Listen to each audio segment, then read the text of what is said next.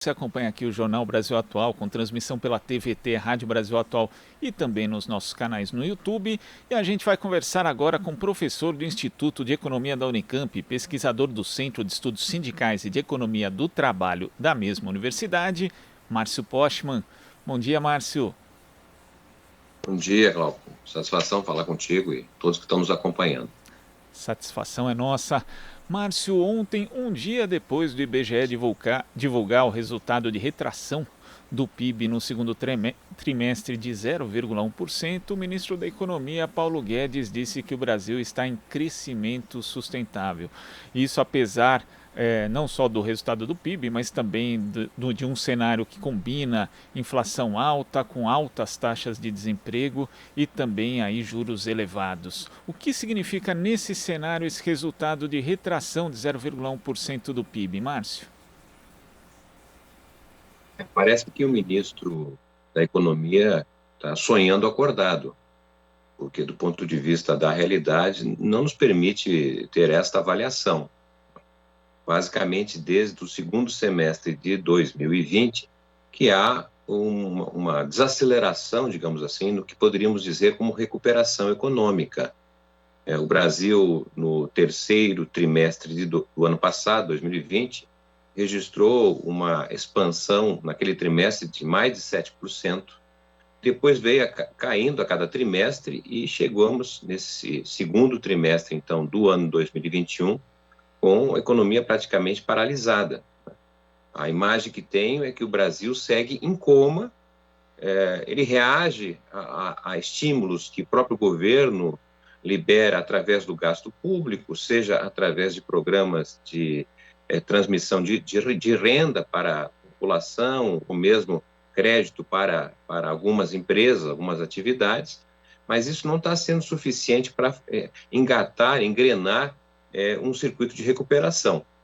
E para piorar, a economia registra sinais bastante desfavoráveis, como é a própria aceleração da inflação, que é motivada fundamentalmente pela liberação dos chamados macropreços, que o governo mesmo controla, mas ele tem liberado os aumentos, de combustível, da própria energia elétrica, que são preços que, de certa maneira, contaminam outros preços, no que diz respeito ao transporte, no que diz respeito à produção e nas residências.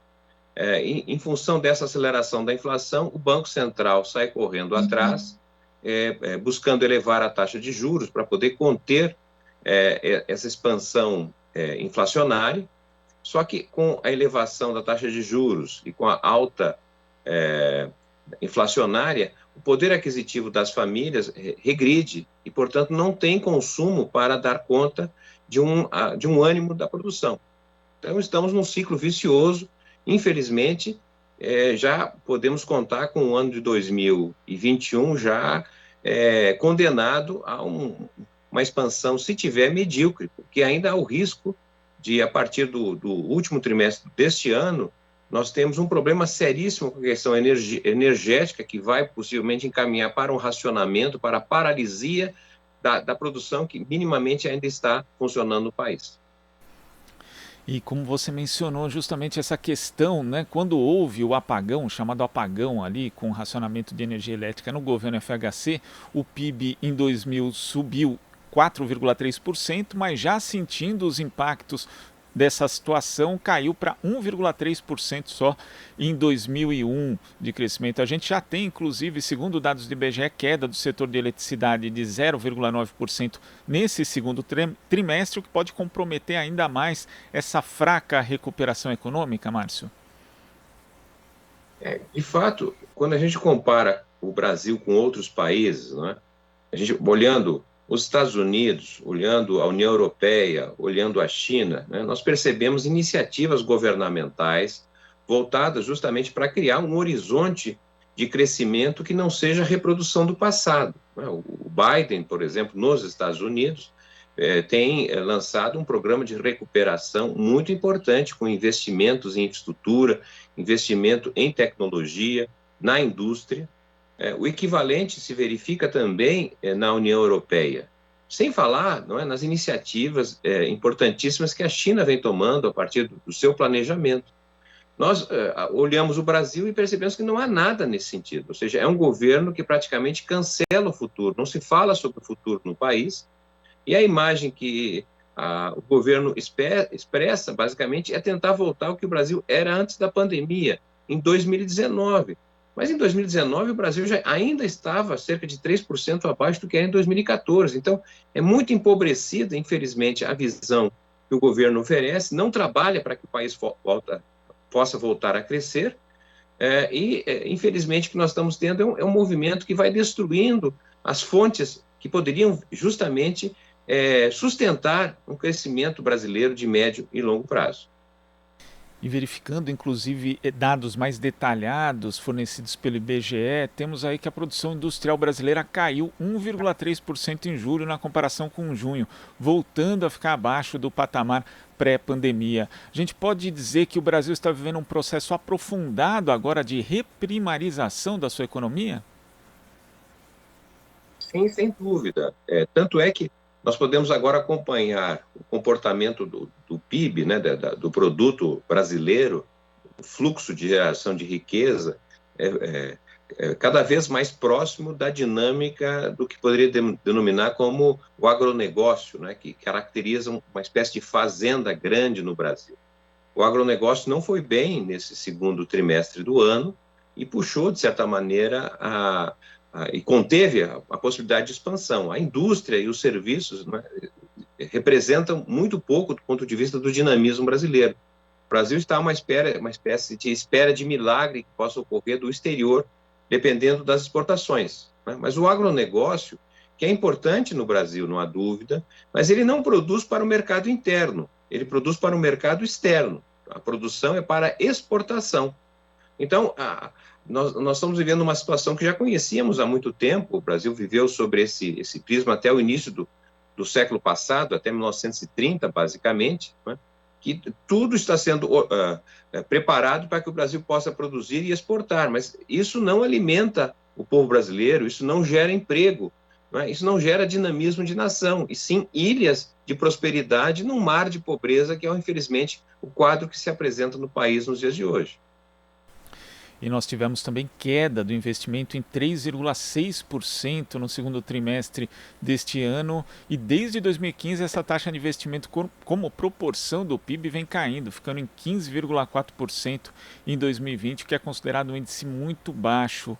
Márcio, a gente sabe que talvez nunca na história do país nós tivemos um governo tão neoliberal, com uma orientação tão no sentido de deixar o mercado resolver, mas é possível esse investimento crescer sem a participação do Estado, que você ressaltou que é importante nesse momento para tentar recuperar a economia?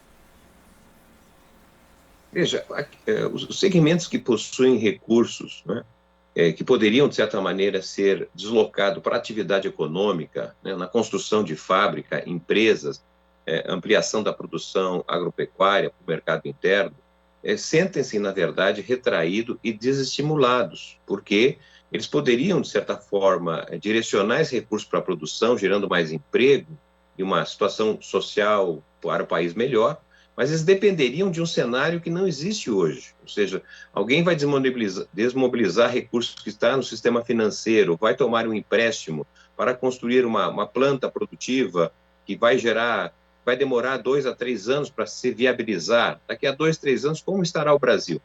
Hoje a situação não está boa e possivelmente o quadro que se apresenta também não vai no sentido de melhorar. A não ser que ocorra um milagre, mas milagre é uma coisa difícil de acreditar, porque a economia não depende da sua espontaneidade, ela depende de um projeto de planejamento. E o setor privado pode sim, constituir uma base fundamental da ampliação do investimento, mas ele pressupõe, especialmente aqui no caso brasileiro, de uma condução, de uma indicação de que o Estado, de fato, vai fazer algo que garanta as possibilidades gerais de crescimento.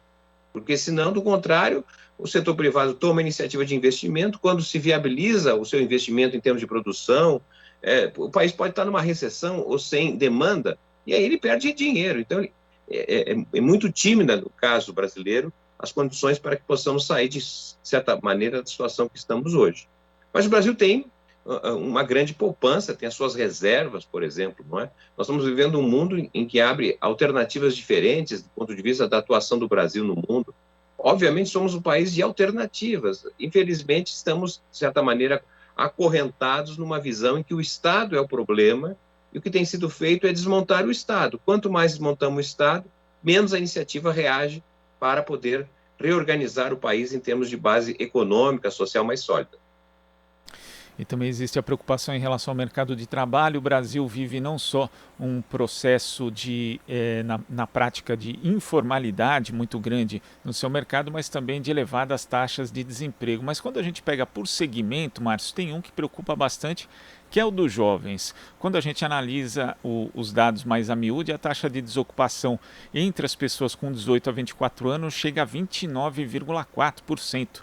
E para pessoas entre 25 e 39 anos, essa taxa sobe ainda para 33,9%. Aliado a outro dado, inclusive de uma pesquisa divulgada pelo Semesp, uma entidade que representa as instituições de ensino superior, mostra que a pandemia e também a desilusão em relação à própria economia mostra uma queda de 77,4% no número de inscritos no Enem daquelas pessoas com renda mensal até 3 salários mínimos. Essa combinação de mercado de trabalho desestruturado, hostil aos jovens, com a desilusão em relação à educação, pode comprometer de que forma o futuro da economia e o próprio futuro do país, Márcio? Hoje, a maior população absoluta constituída de jovens, pelo menos considerando a faixa etária de 16 a 29 anos. São 50 milhões de jovens. Né? É, em geral, o que o país tem de melhor do ponto de vista da capacidade de mobilização humana e, ao mesmo tempo, da ousadia de entender que a educação ela é transformadora, né? de construção de horizontes superiores ao que nós temos hoje. Lamentavelmente, as gerações mais novas no Brasil estão expostas, não é, neste quadro, sem muita expectativa e que o governo parece fazer força para cancelar o futuro. Não é? Então, o que nós estamos vendo? Você deu os indicadores de desemprego chamado desemprego aberto, não é? Que é aquela condição em que o jovem está disponível para trabalhar, procura por trabalho, e não realiza nenhuma atividade, um bico, qualquer coisa que seja para obtenção de alguma renda. Se a gente considerar que também esse jovem que faz algum bico para viver, levar alguma renda para casa, não é? Mas ele está procurando trabalho, porque é um bico, é algo eventual, pontual. Considerando isso, nós temos mais da metade da juventude brasileira hoje que está, na verdade, procurando por trabalho. E no Brasil, parte importante dos jovens que estudam são jovens que estudam porque trabalham. Quando falta o trabalho, praticamente inviabiliza a condição de estudo, né? Porque se trata basicamente não estudantes que trabalham, mas trabalhadores que estudam. E apesar do esforço grandioso que foi feito até pouco tempo, não é, de fortalecer a educação, de ampliar o acesso ao ensino, para os mais diferentes segmentos da juventude brasileira, isso começa a se perder no tempo, porque todo o esforço feito em torno da elevação da escolaridade, da crença que a educação possa, de fato, transformar o horizonte de cada um, vai se perdendo justamente em função da realidade que nós temos hoje. E essa juventude está cada vez mais exposta, não é, entre as alternativas da legalidade e as alternativas da ilegalidade que vão se apresentando. Então, infelizmente, esse é o quadro que nós temos, mas é um quadro que eu diria assim, possível de ser revertido. Né? A reversão passa justamente por uma mudança na maioria política que conduz o país, que tem uma visão, me parece, equivocada das possibilidades brasileiras. O Brasil pode mudar de rumo, como já mudou em outros momentos. Né? O Brasil tem potencial para isso, mas essa mudança, obviamente, não é econômica. Ela, na verdade, pode ser uma consequência, a economia mudar, como consequência da mudança política que se espera poder fazer no Brasil em breve. Márcio, queria agradecer a sua participação aqui no Jornal Brasil Atual e até a próxima. Obrigado, parabéns pelo trabalho, seguimos juntos, até uma próxima. Seguimos.